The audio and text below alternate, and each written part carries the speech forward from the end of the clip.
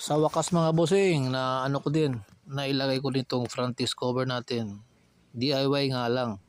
Ang importante hindi sasayad yung plastic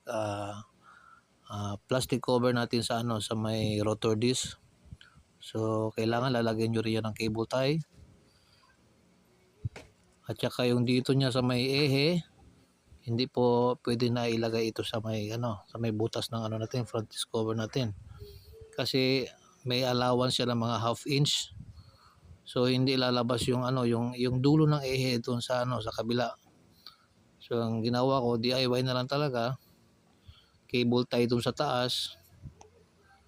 At saka ang importante hindi sasayad yung yung rotor disc natin sa may plastic cover. So maganda naman po yung resulta. Medyo may angas na ng konti. Sana ma-appreciate ng mga ka-Raider J crossover natin. So maraming available colors yan. Blue, white, red. Ilalagay ko na lang po yung link